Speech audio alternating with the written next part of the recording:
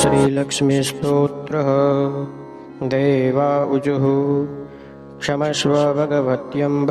क्षमाशीले परात्परे शुद्धसत्त्वस्वरूपे च कोपादिपरिवर्जिते उपमे सर्वसाध्वीनां देवीनां देवपूजिते त्वया विना जगत्सर्वं मृततुल्यं च निष्फलम् सर्वसम्पत्स्वरूपा त्वं सर्वेषां सर्वरूपिणी रासेश्वर्यदिदेवी त्वं त्वत्कलः सर्वयोषितः कैलासे पार्वती त्वं च क्षीरोदे सिन्धुकन्यका स्वर्गे च स्वर्गलक्ष्मी त्वं मर्त्यलक्ष्मीश्च भूतले वैकुण्ठे च महालक्ष्मीर्देवदेवी सरस्वती गंगा च तुलसी त्वं च सावित्री ब्रह्मलोकतः कृष्णप्राणादिदेवी त्वं गोलोके राधिका स्वयं रासे रासेश्वरी त्वं च वृन्दावनवने वने कृष्णप्रिया त्वं भाण्डीरे चन्द्राचन्दनकानने विरजा चम्पकवने शतशृङ्गे च सुन्दरी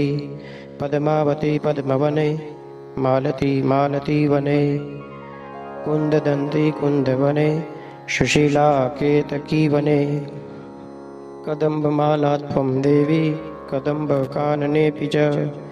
राजलक्ष्मीः राजगृहे गृहलक्ष्मी गृहे गृहे इत्युक्त्वा देवतः सर्वः मुनयो मनवस्तथा रुरुदुर्नम्रवदनः शुष्ककण्ठोष्ठतालुकः इति लक्ष्मीस्तवं पुण्यं सर्वदैवं कृतं शुभं यः पठेत् प्रातरुत्थाय य स वै सर्वलभेत् ध्रुवम् पठेत् प्रातरुत्थाय स वै सर्वं लभेत् ध्रुवम् अभार्यो लभते भार्या वनितां सुसुतां सुतीं सुशीलां सुन्दरीं रम्या मतिसुप्रियवादिनीं पुत्रपौत्रवतीं शुद्धां कुलजां कोमलावराम् अपुत्रो लभते पुत्रं वैष्णवं चिरजीवनं परमेश्वर्ययुक्तं च विद्यावन्तं यशस्विनीं भ्रष्टराज्यो लभेद्राज्यं भ्रष्टश्रीर्लभते श्रियम् अथ बन्धुर्लभेत् बन्धुं धनभ्रष्टो धनं लभेत् कीर्तिहीनो लभेत् कीर्तिं प्रतिष्ठां च भवेत् ध्रुवम् सर्वमङ्गलदं स्तोत्रं शोकसन्तापनाशनं हर्षानन्दकरं सस्वत् धर्ममोक्षशूरप्रदम् इति सर्वदेवकृत श्रीलक्ष्मीस्तोत्रं तत्सद्देव्यार्पणमस्तु।